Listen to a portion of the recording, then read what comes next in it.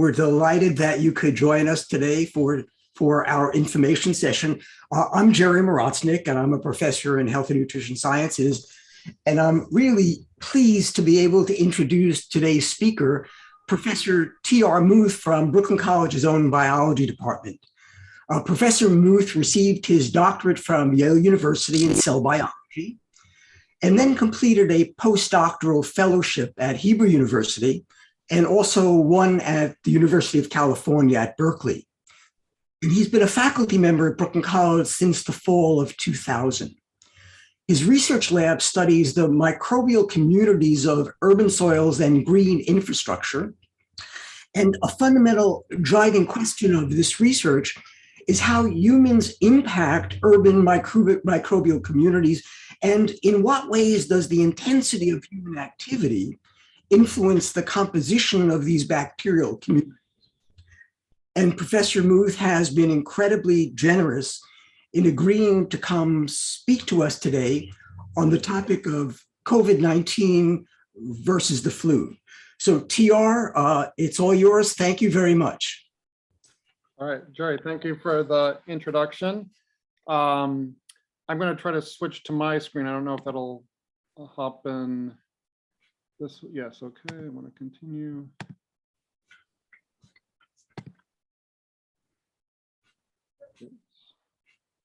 Oh.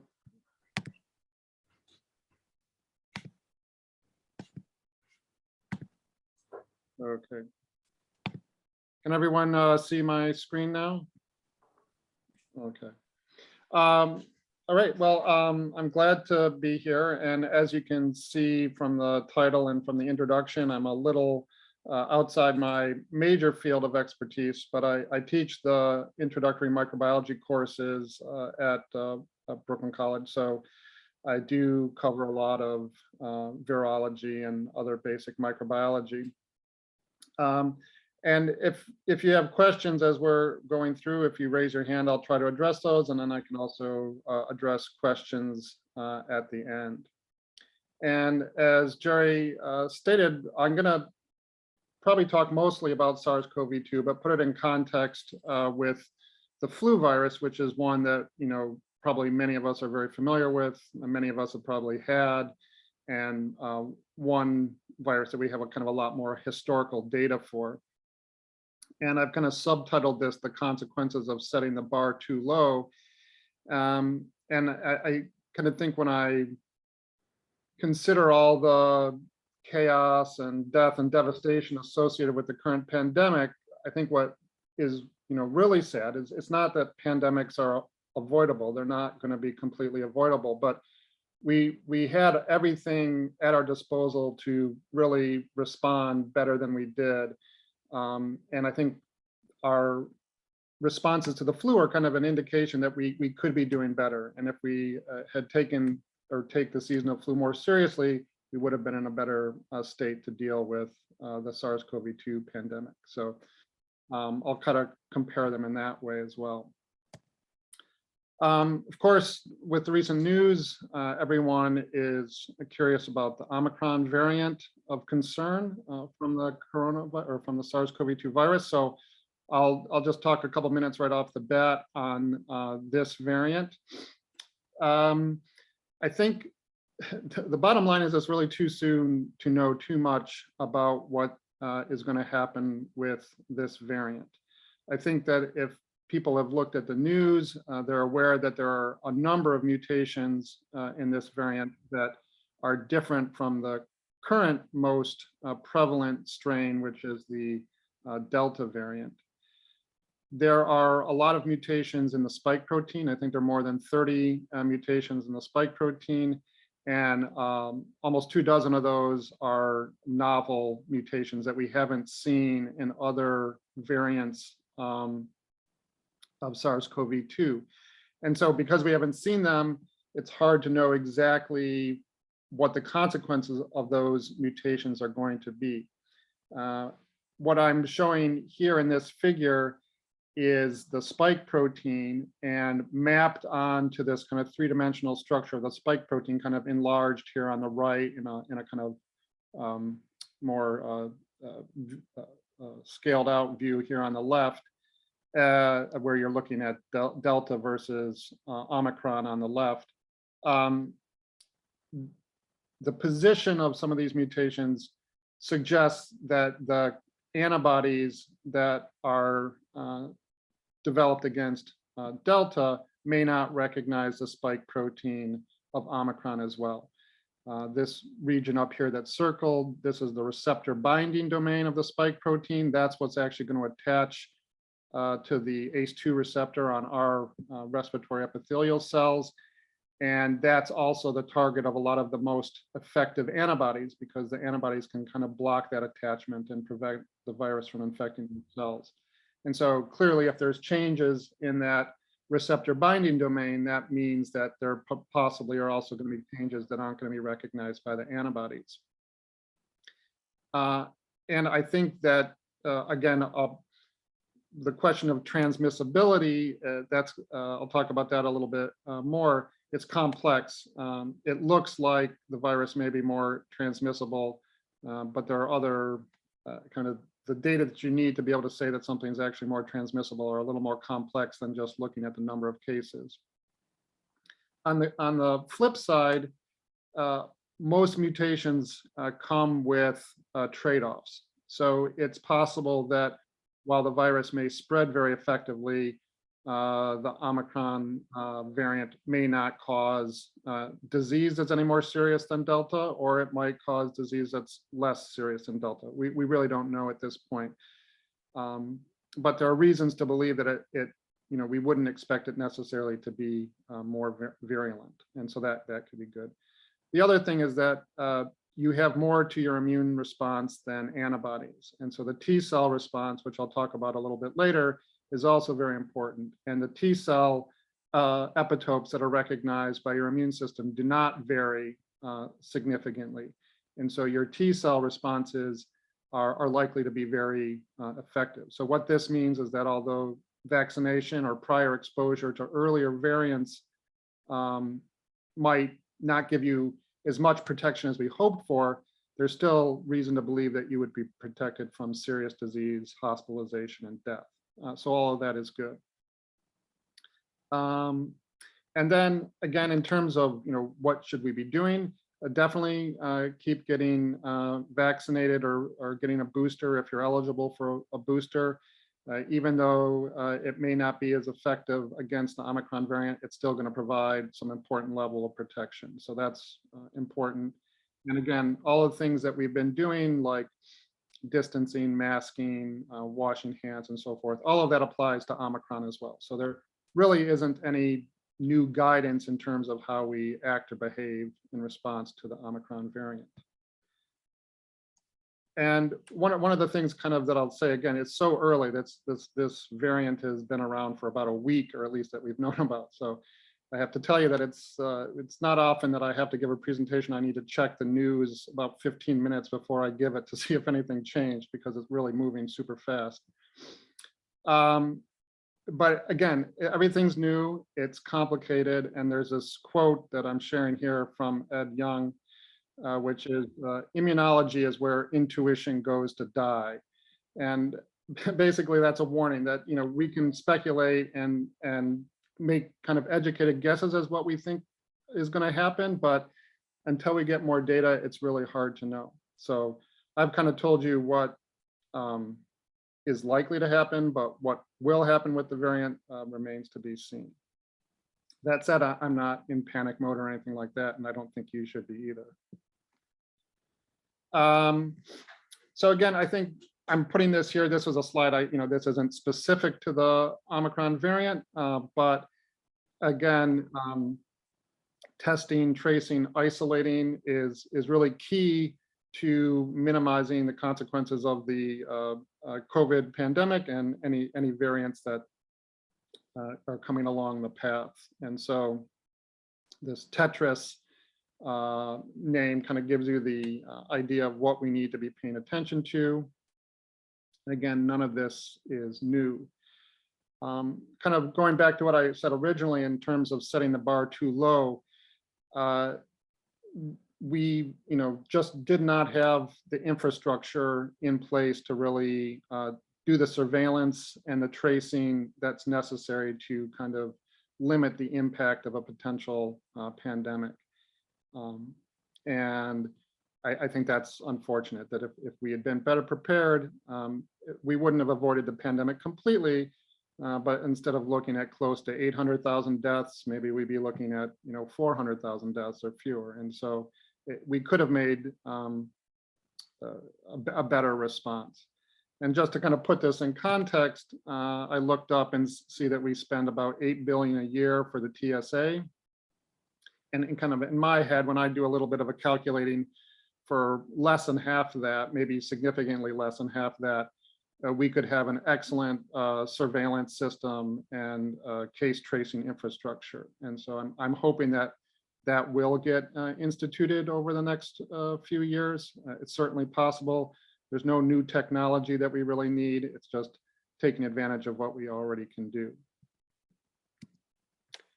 The other thing I'll mention is, like I said, I'm not a virologist, and so I have to go and look for all the newest information and kind of teach myself some of the new material. One of the sites that I've been using extensively over the last 2 years is This Week in Virology. It's a podcast that's released about 2 times a week. It's created by a virologist from Colombia, Vincent Racaniello. And it's excellent. And this is their most recent one that came out this morning, which is all or mostly on the Omicron variant. They also have once a week clinical sessions with Dr. Griffin, and those are also extremely useful. So if you're looking for a good place to go for more information, which is kind of not geared at a trained virologist, but requires a little bit of basic biology and knowledge, this is a good place to go. All right, so that was kind of my pre-slides that I had to put in to cover Omicron variant. And I will now look at the basics of the SARS-CoV-2 infection and influenza viruses. So both of these are enveloped viruses, which means that they are traveling around in a little lipid bilayer envelope that they're actually picking up from the host cells when they leave those cells. So influenza and SARS-CoV-2 are traveling around in these membrane envelopes that are actually derived from human cell membranes. And I'll show you a figure of that in a minute. The genomes, they're both RNA genome viruses. In the case of influenza, it's a single-strand negative sense RNA genome, and it's a single-stranded positive sense RNA genome for SARS-CoV-2. And I'll talk about that a little bit more in a minute. Now, they're about the same size. They're in the range of about 100 nanometers. And importantly, in terms of transmission, they both have major surface proteins that allow them to attach and enter into host human cells. And so for influenza, that major surface protein is hemagglutinin and also neuraminidase. And for SARS-CoV-2, that's the spike protein. And here you're looking at electron microscope images of influenza on the left and SARS-CoV-2 on the right. You can see here the reason that this family is called the coronaviruses is that in the EM they actually kind of look like a crown. So you have this round structure with these spike proteins kind of protruding out, and it looks like a corona. So that's why they're called coronaviruses. So I don't want to get too bogged down on all the details here because there's a lot going on and there's actually a lot here that's not shown. But this is the basic pathway of cellular infection for SARS-CoV-2. Well, actually, these data are for coronaviruses in general. Some of it will apply to SARS-CoV-2, and in some cases we just don't know yet because we haven't done all the basic biology on SARS-CoV-2 yet. And the major steps for the infectious pathway for SARS-CoV-2, as well as influenza virus, starting out with attachment at the surface. In this case, SARS-CoV-2 binds to the ACE2 receptor, or also a co-receptor TMPRSS2, enters into the host cell, and then goes through the fusion and uncoding and release of the viral genome into the cytoplasm. And I mentioned that SARS-CoV-2 is a plus sense single-stranded RNA virus. Plus sense RNA is the same as messenger RNA, which means that this genome here can be translated immediately by the host cell ribosome. So this plus sense RNA genome, some of it gets translated into a protein that then gets cut up into smaller functional proteins to make some of the active machinery that the virus needs to continue the infectious process.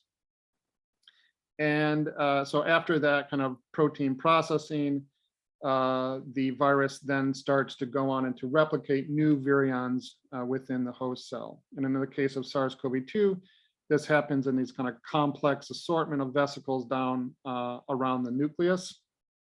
And believe me, even as a cell biologist, I don't know exactly what's going on here. There's a lot of strange vesicle formation, and I'm not sure exactly how that function is necessary for the virus, and it may not be well understood at this point.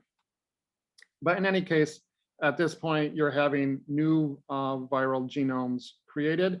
One of the things that is important for RNA viruses is that they have to bring along their own RNA polymerase.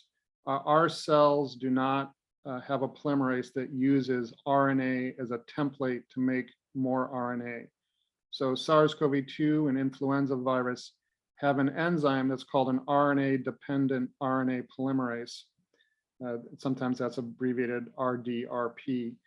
And that's because it needs to make new RNA genomes using RNA as a template. And there's no host cell enzyme that'll do that.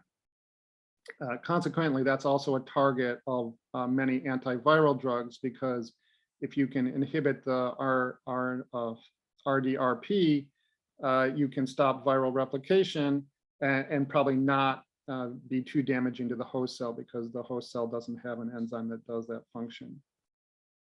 And so in any case, you get the new RNA genomes synthesized, and you have virus assembly over here on the right-hand side of the slide.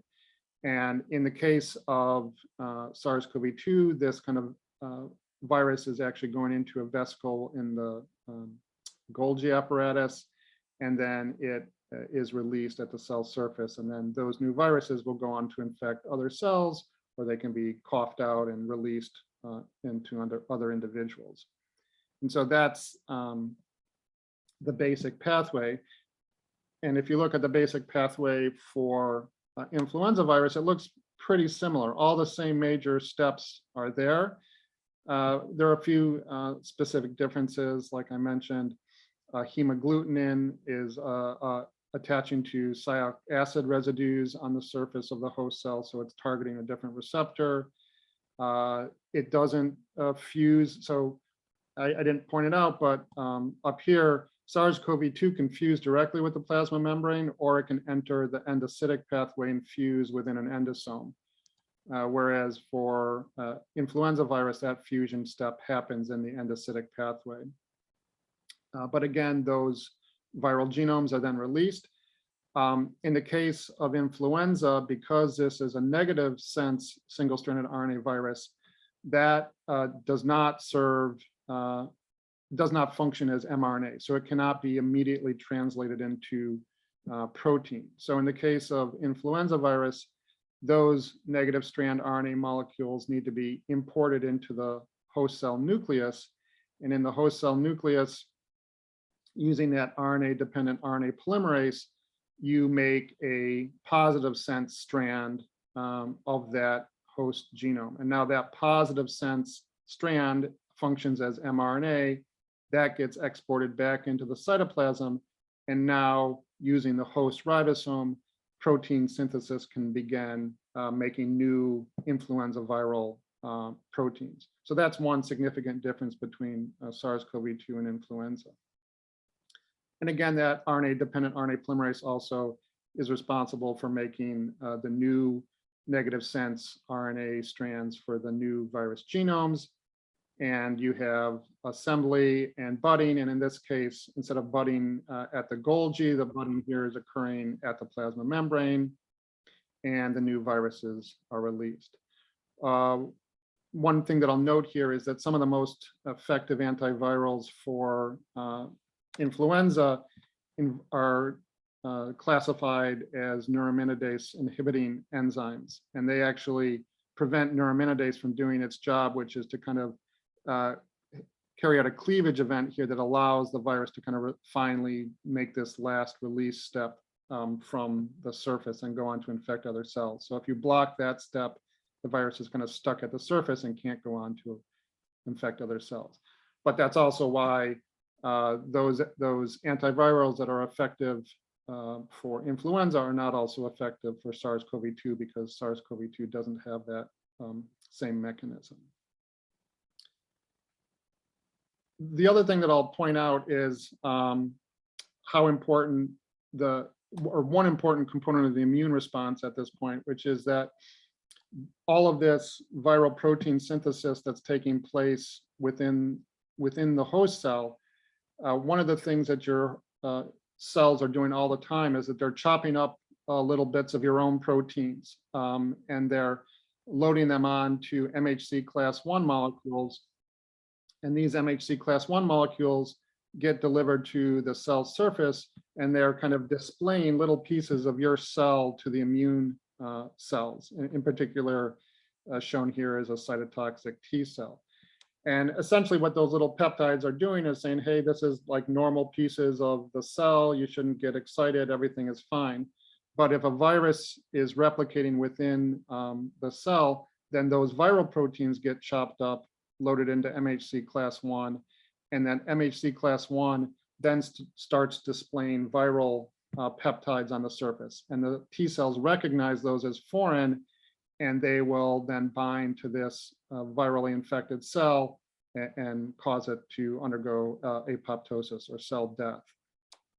And so I was mentioning earlier that although the Omicron variant may elude some of the antibody responses, which is driven by B cells and the MHC class 2 mechanism, which I might talk about a little bit later, you still have this important MHC class 1 pathway that alerts T cells to the infection. And so it's important to keep in mind that that's not as easy for the virus to bypass. And it's also an important mechanism that's activated by the vaccines.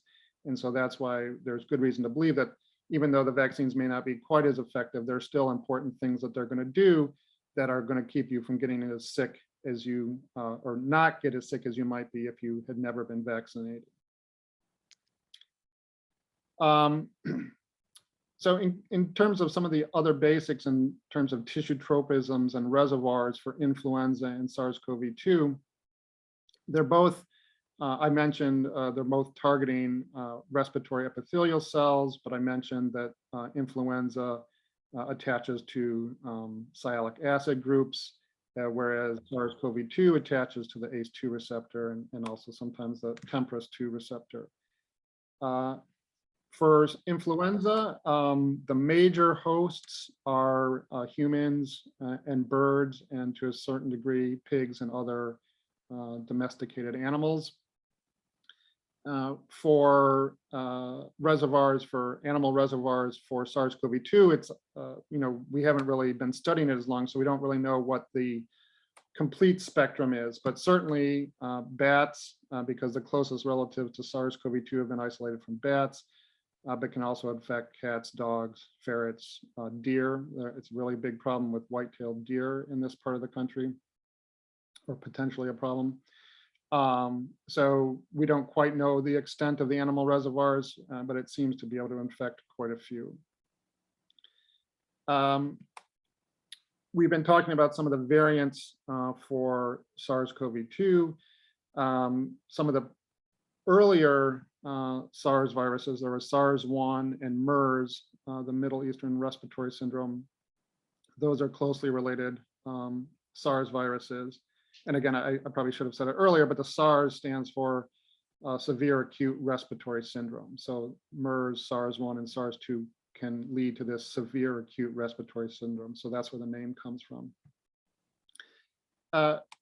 In influenza, there are some major classes, influenza A, B, and C.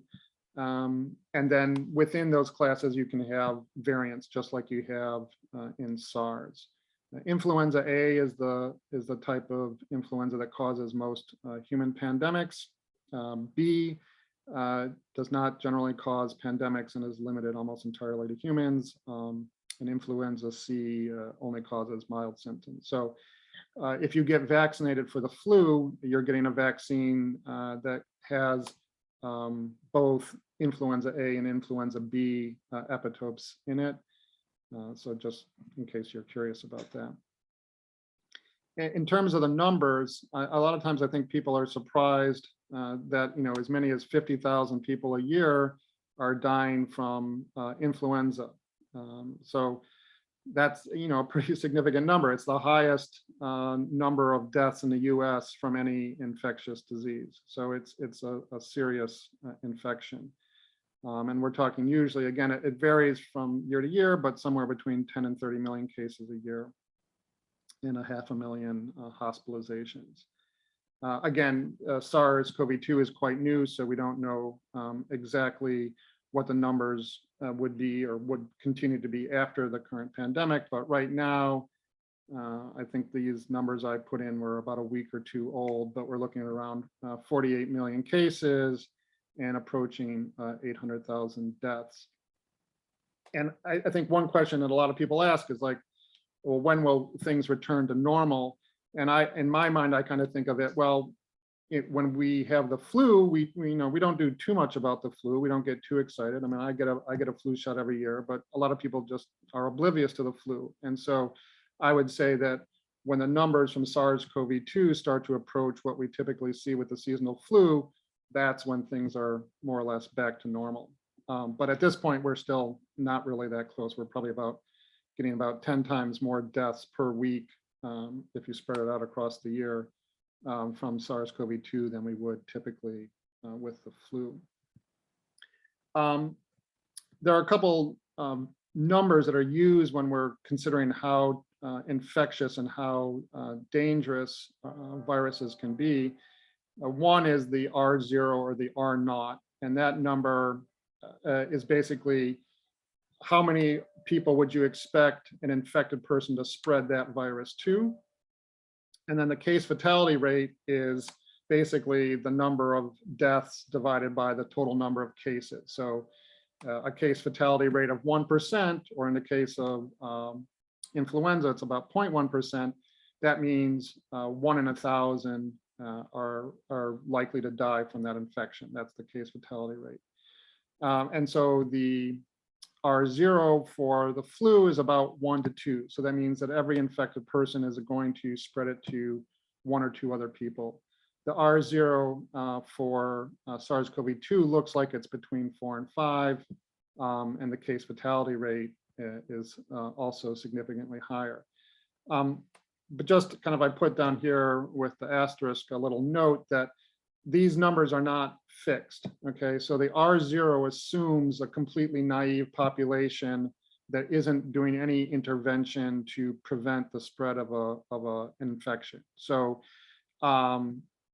you can, through individual and community activity, you can bring that R0 down. And once you get below 1, that's when the virus, that's when the kind of the pandemic or epidemic will kind of burn out. But if you have a R value of above 1, then that's something that's going to continue to spread in the community. But by vaccinating, masking, and all these other practices, all of those things bring the R0 value down, or the R value down. And the other thing is, like, if you live in a city versus live in a less densely populated area, all those things can also affect the R value. So I'm just kind of giving these numbers as ranges, but don't, understand that there are a lot of variables that go into determining what those numbers are, and that they change based on, what the human responses are and what community you're looking at. And I've just listed some R0 values for other viruses. Measles is the one that people usually talk about as being the most contagious because it has an R value of above 10. Other viruses are significantly lower than that. You may have, been following a little bit of the discussion or controversy in the news about, is this an airborne virus? Does SARS-CoV-2 spread by aerosols? And some people saying yes, some people saying maybe not. One of the arguments against aerosol spread is people are saying, well, if it was really spread by aerosols, we'd expect an R value closer to something like measles or chickenpox, which we know from years of studying spread by aerosols. So that's kind of one argument. But I would say, if you look at some of the other data, that there's probably good evidence that the SARS-CoV-2 virus spreads in aerosol, but it also spreads in droplets as well. Which is more significant? It's probably hard to tell, but in any case, all of the things that we're doing in terms of masking and distancing are going to reduce the spread, whether or not it's restricted to droplets or if it's present in aerosols. And just so the terminology, technically an aerosol is considered any droplet that's smaller than 5 microns. But keep in mind that this is kind of a continuous spectrum and size of potential droplets that these viruses are spreading in. The other thing that I mentioned was that the transmission is really complicated. And I found this kind of formula that looks at all these variables in terms of how you can calculate the transmission. And there are all sorts of factors in terms of how much virus does the host produce, are they wearing a mask, the size of the droplets that they're releasing, and then there are environmental factors like temperature and humidity and airflow and volume. And then there are variables on the host side. Is the host or the susceptible person, is that susceptible person wearing a mask? Do they have underlying conditions? All these other things are going to reflect on how the virus is transmitted. And so already we're saying that Omicron is more transmissible. And the evidence for that is just that from the numbers that we're seeing from South Africa is that it's starting to be the most dominant variant that's detected, which means that it's displacing other variants of SARS-CoV-2. And that's, pretty good evidence that it's transmissible or that it's relatively transmissible, but there's all sorts of other variables. So it doesn't necessarily mean that it's, it's kind of, without getting into the weeds, there could be a lot of things that affect it. And a lot of this ties into just basic viral fitness. And so a week into the Omicron variant, there's no way that we can know for sure exactly what's going on. So I think that we need to kind of just follow the data and see what it says. But at this point, I'd say it's safe to assume that it's at least as transmissible as Delta, possibly more transmissible, but we've got to wait for more data. If you're interested in more of this kind of droplet thing, the New York Times just had, I think this was yesterday or the day before, some kind of modeling of droplets. I'm not sure, I'm always a little bit skeptical of models, but it's kind of cool and pretty to look at. So if you want to check that out, if you haven't already seen it. Looking at the symptoms of flu and SARS-CoV-2, there's almost 100% overlap. And again, people who contract the flu or contract SARS-CoV-2 may not have any of the symptoms or may only have some subset of the symptoms. I would say that, this loss of taste or smell is kind of unique to SARS-CoV-2. So if you experience that, that's probably a pretty good indicator that it's SARS and not influenza. But just having a fever or feeling crummy and achy isn't going to tell you that you have the flu or SARS-CoV-2 or any other number of potential bacterial or viral pathogens. A couple other things in the incubation period, kind of short for influenza, 2 to 3 days. And the peak shedding is usually from a day before symptoms to 3 days after. The incubation period for SARS-CoV-2 tends to be 5 to 6 days, but it can be up to 2 weeks. And it looks like the majority of shedding can occur prior to symptoms. And that's part of why this virus has been able to spread so well, is that what those numbers mean is that people that don't know that they're infected, who feel fine and feel healthy, are out in the community, going to work, going to school, seeing family and so forth, and unknowingly spreading the virus. So that's also another reason why I'll kind of go back to what I mentioned earlier, is that testing is really critical, because you may feel fine, but if you test positive, then you know that you need to consider that you're still actively spreading the virus to potentially vulnerable individuals. I won't go into too much on the testing. If people have specific questions, I can kind of come back to that. Again, it's kind of a little technically complicated, but the kind of gold standard is the PCR test is very sensitive. The rapid antigen tests, which are doing like kind of the nasal swab, the Binax now that you can do at home, or you can get that essentially done at one of the testing centers, is less sensitive, but it's also very, very good. And actually, sometimes the PCR testing is too sensitive, because you can pick up, if you see here this curve up here, you can pick up virus very late into the infection when the person is actually not producing that much virus and is probably not contagious. So to a certain degree, I think that the rapid tests, which are less sensitive, but are telling you when you're actually most likely to be contagious. In terms of how can, what things are available to treat influenza and SARS-CoV-2, of course, there's vaccines for both, as probably everyone's well aware, and I can talk about this a little bit later. There are also antivirals for the flu. Tamiflu is probably the most commonly prescribed antiviral. That's a neuraminidase inhibitor. I talked about that a few minutes ago, that it blocks the release of the virus from the host cells. The exciting news in the last few weeks was that there are 2 antivirals that are either approved or close to being approved for treating SARS-CoV-2. One from Pfizer, one from Merck. The Merck, the molnupiravir, is an RNA-dependent RNA polymerase inhibitor. So that was that important enzyme that I was telling you about.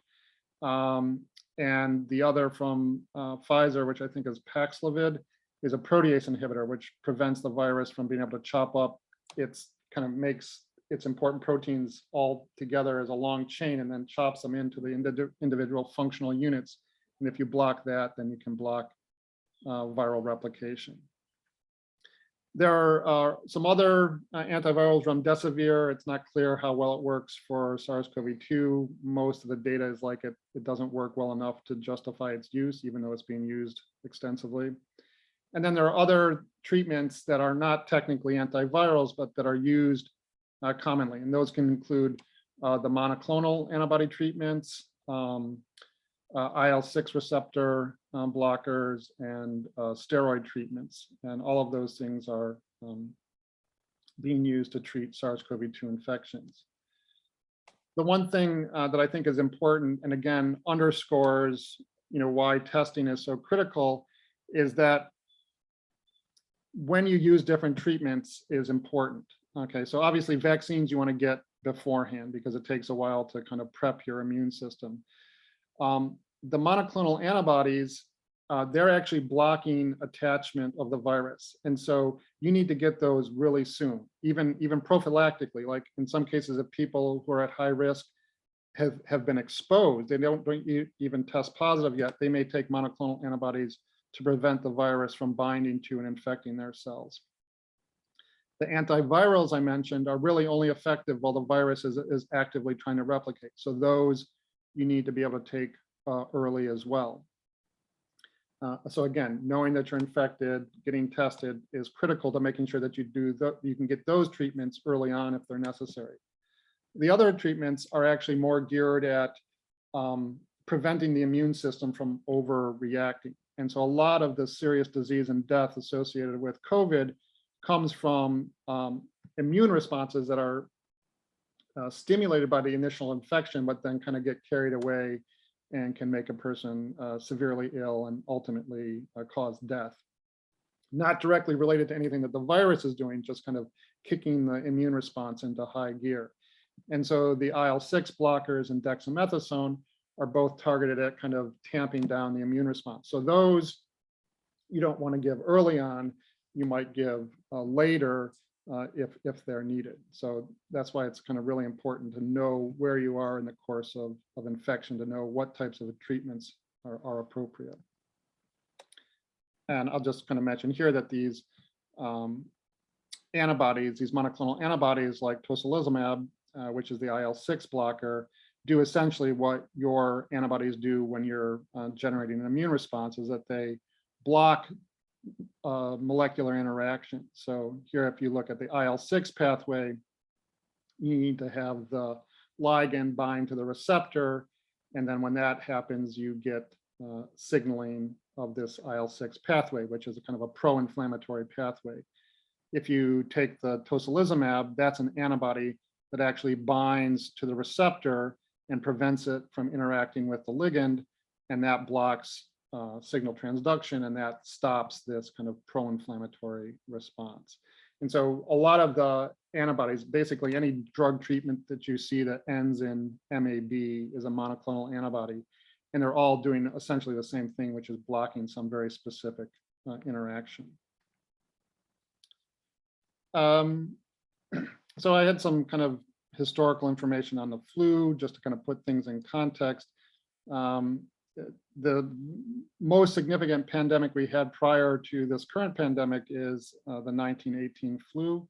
And I should just say that it took several years to actually figure out what was causing this infection. Here is the typical curves for flu infections.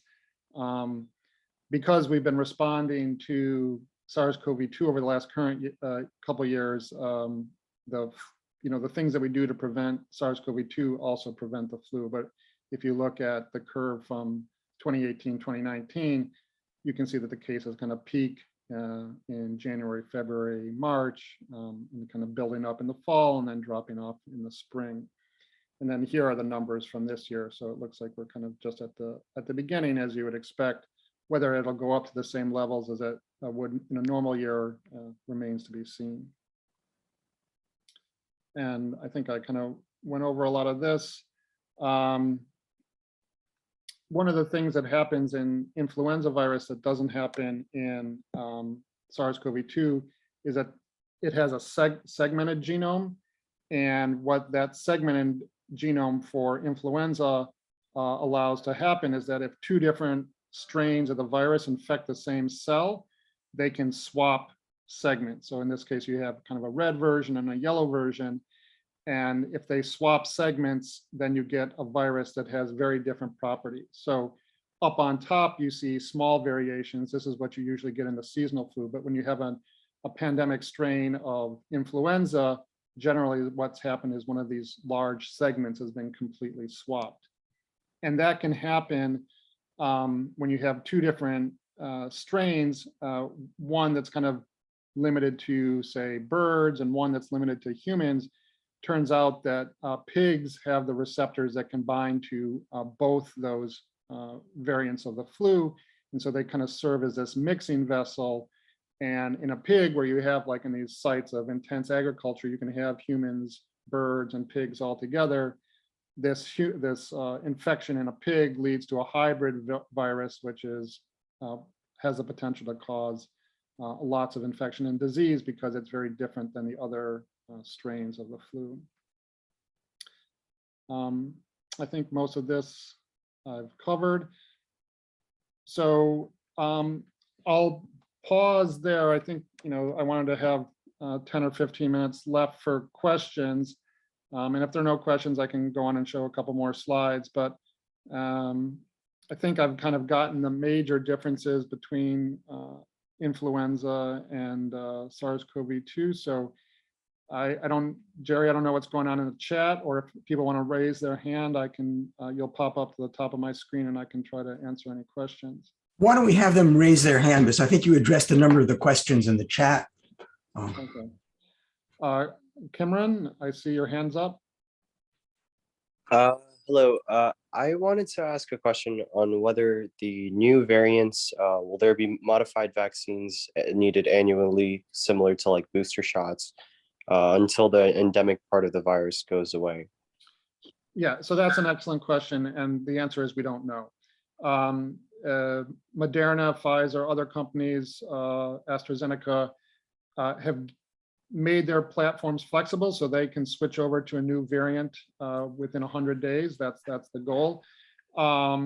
It's not clear yet if that's necessary, but if it is necessary, then it's possible we could have booster vaccines kind of near the end of the winter that would be specific for Omicron. Whether or not that'll be necessary, we don't know, but the technology is there. There'll be a bit of a lag, but it can happen. And whether or not it'll become seasonal like the influenza virus, that's one possibility. The other possibility is that in one of the slides I didn't show, but I can kind of jump to it.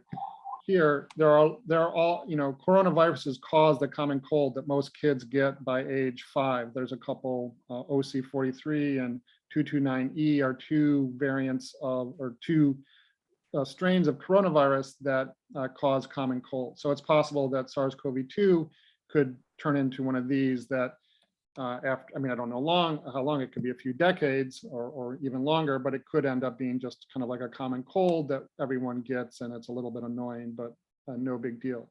So whether it goes that route or goes the route of influenza, I don't think anyone really knows. Anna, you have a question? Oh, hi, just an opinion. There were some cases confirmed in California, and do you think that the new virus is going to affect children, do you think, or no? I didn't hear the first part of the question, but I definitely think it will infect children. I haven't looked at the age breakdown from the infections in South Africa, but there's no reason to believe that it's not infecting children, just because all the other variants do as well. Right. So I don't think, in terms of who's at greatest risk and who's susceptible, I don't think there's likely to be any change in Omicron compared to, say, Delta. Thank you. Fatumata? Yes, hi. I sent, okay, let me read the question because I sent it on the chat, but I can read it, right? Sure. Okay. The other question is that, can you describe the similarity and the differences between influenza and the COVID vaccine? I didn't hear something between the COVID vaccine. Yes, if you can give the similarity and the differences between influenza, flu, and the COVID-19 vaccine. Yeah, okay. So this is kind of a figure that looks at the different, some of the different types of vaccinations. For the flu vaccine, most of what people get is the quadrivalent vaccine that's made in eggs, and then it's inactivated usually with formaldehyde. So it's an entire virus that's killed, and then that virus is, that kind of killed virus is what's used to immunize. If you get flu mist, which is the one that you get in the nose, that's a live inactivated virus. So that's actually a living version of the flu virus that replicates primarily in your nose. It's been modified so it's not virulent, but it's supposedly good at triggering the immune response. So those are the two that are available for the flu. The SARS-CoV-2 virus, or sorry, the SARS-CoV-2 vaccine or the COVID vaccines are either an mRNA vaccine, which is what Pfizer and Moderna are, and in that case, you're getting mRNA that's coated by a lipid, so it's kind of just like the virus itself, except it's only the spike protein. It doesn't have the 30 other proteins that the virus needs to replicate. So you're only giving mRNA for the spike protein, and then your cells make the spike protein and present it to the immune system through MHC class 1 and MHC class 2 to get the B and T cell responses. And then for the Johnson & Johnson and AstraZeneca, that's an adenovirus-based vector, where a disarmed adenovirus is used to deliver DNA into your cells, and then that DNA gets transcribed into RNA, And then just like the Moderna and the Pfizer vaccine, that RNA gets translated into spike protein. And so for all of the COVID vaccines, whether or not it's Moderna, Pfizer, Johnson & Johnson, AstraZeneca, it's always just the spike protein, whereas the flu vaccine is an inactivated kind of whole virus. So you're getting more different proteins from the flu vaccine. Jadid, you have a question? Hi, thanks for a great talk. So my curiosity is on PAMP, pathogen-associated molecular pattern, which is an innate immunity theory, and of course there are molecular evidence. And how does one do a systematic study, if not already in progress, where only specific strains or mutants are highly immunogenic and they cause a pandemic for many of these viruses? So the 1918 was a particular mutant, and even this SARS COVID-19, there are only some mutants which kind of are, as you kind of alluded to, both more infectious and sometimes more transmissible. How does the immune system, so there's constant battle between the immune system and co-evolution of these viruses, but only some kind of breakthrough better than others. Yeah, so I mean, that's if I knew how to answer that, I could probably win a Nobel Prize. But the innate responses are pretty much going to be keying into things like double-stranded RNA, which are going to be produced by any variant. So there isn't a whole lot of specificity there. Now, we don't know a lot about SARS-CoV-2. It's speculated that some of the other proteins that we don't know that much about could help the virus evade these innate responses. And there are, I mentioned that there were like 30 some odd mutations in the spike protein, but there are also a lot of mutations in some of the other accessory proteins in SARS-CoV-2, and we don't know exactly what they do, and we don't know if any of those mutations in other proteins might allow the virus to evade innate responses or not. In terms of making the virus more virulent or more transmissible, there's usually kind of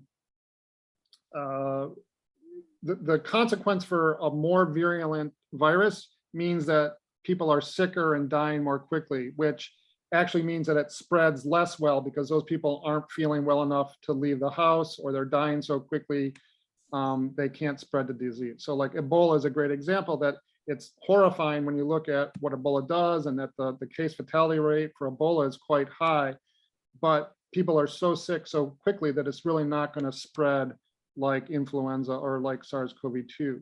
So, if you wanted to be really, really optimistic, you could say, well, maybe Omicron or another variant is going to essentially be a live inactivated vaccine because it's going to expose us and give us protection, but not really cause serious illness. That's, one overly optimistic hope on one end. On the other side, the most pessimistic, visions of going back to square one or having a virus that's even more virulent, those are also very unlikely possibilities, just for some of the reasons I gave. But in terms of the specific molecular interactions that are needed to avoid the innate response, I'd have to do more homework to kind of tell you more about that.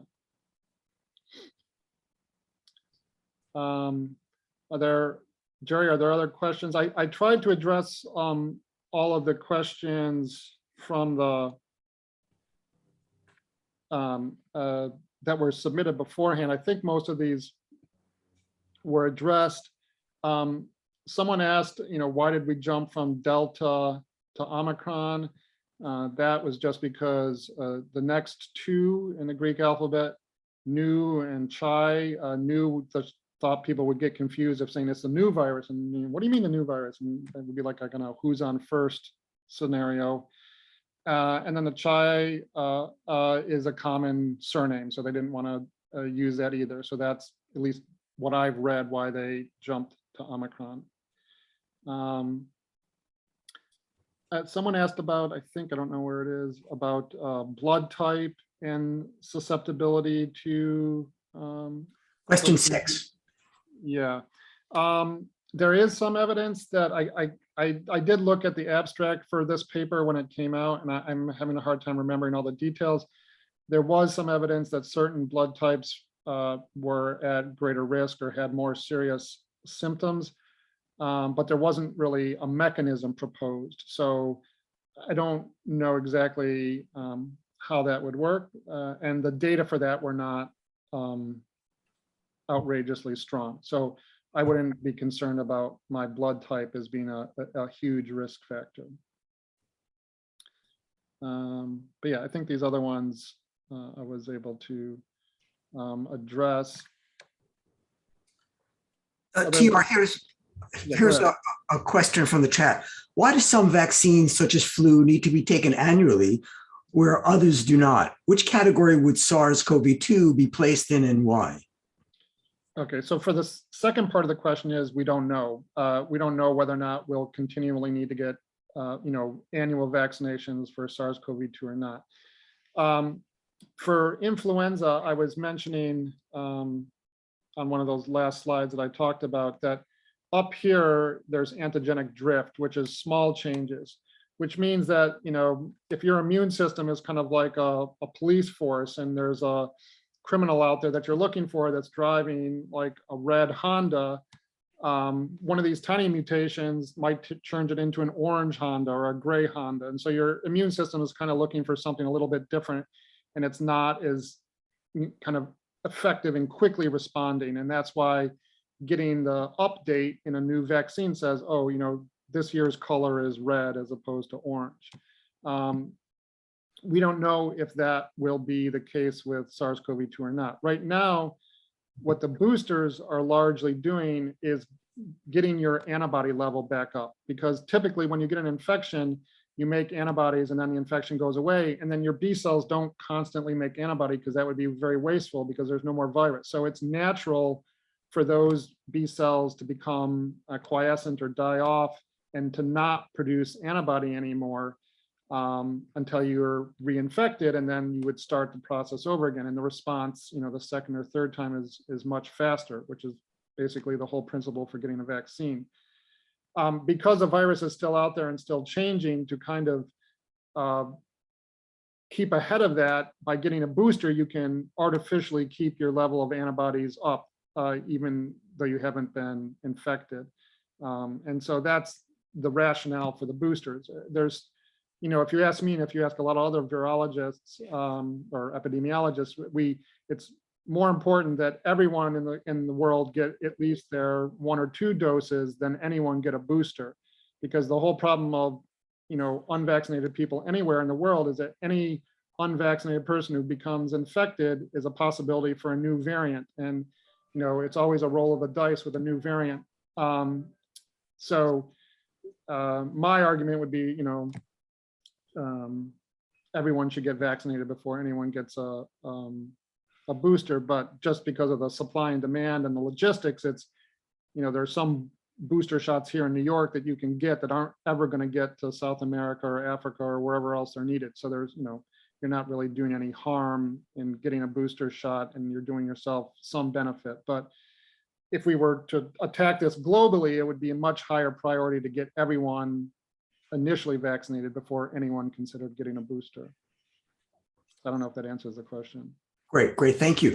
Another question, will an entire new vaccine have to be developed for the Omicron variant, or can we build on the current COVID vaccine to make them stronger and effective against the Omicron variant?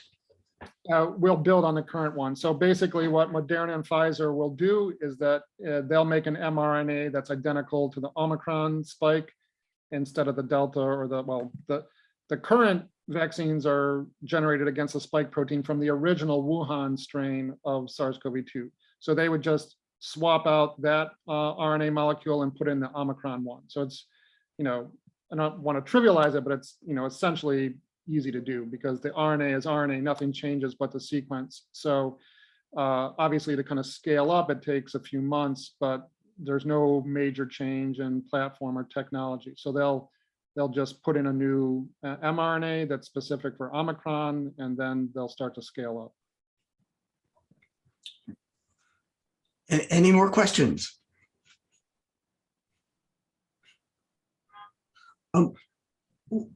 What properties of the virus determines and can therefore be predicted to affect the virulence of the disease caused by that pathogen? That's a very good question.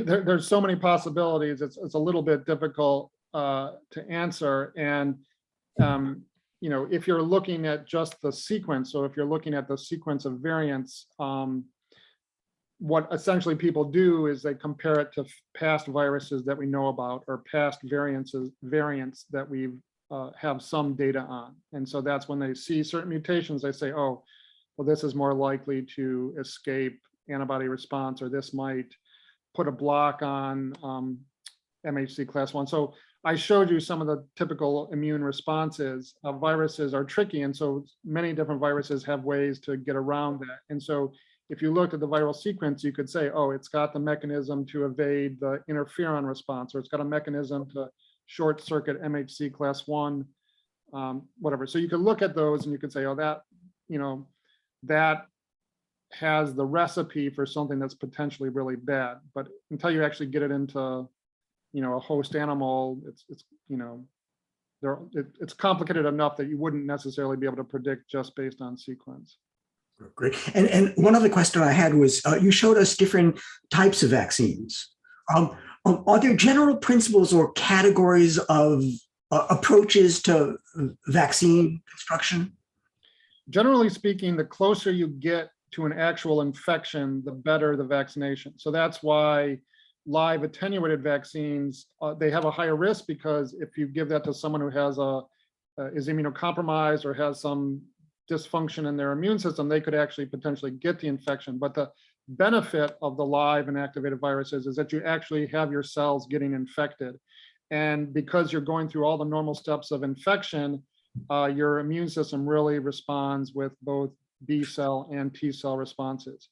If you just give pieces of a protein or a killed virus, that's generally pretty good at generating a B cell response, but it doesn't do so good at generating a T cell response. And so again, I'm far from an expert on immunology, but those are kind of the basic idea. Is the closer you can get to an actual infection without actually making someone sick is better. That said, I was a huge proponent of the flu mist, which is the nasal flu vaccine, because I hate needles. But that's a live vaccine, which is heat sensitive. So it can only replicate in your nose, which is a little bit colder than the rest of your body. So it can't replicate at 37 degrees in your lungs.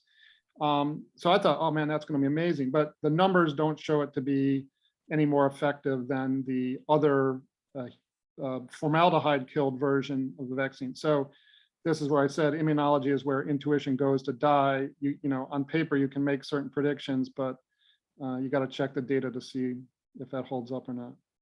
Great. I'm going to turn this over to Professor Horlick-Romanowski in a second, but Professor Muth, on behalf of everybody who's here, we just want to thank you for an absolutely terrific presentation, incredibly informative.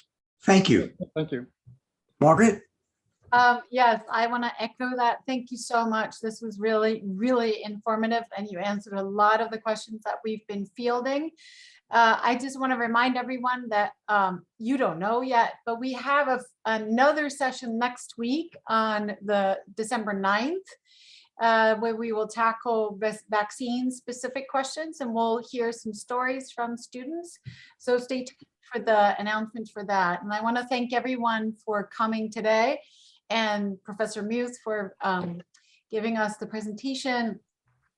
And thank you for all the questions, and keep the questions coming.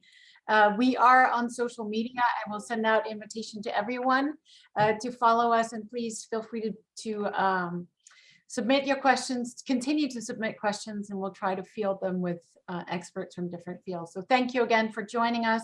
And last but not least, the recording of this session will be made available on the Health and Nutrition Sciences YouTube channel, so you can rewatch it. And you can also share it with people who you think might benefit from watching it. So thank you everyone for coming.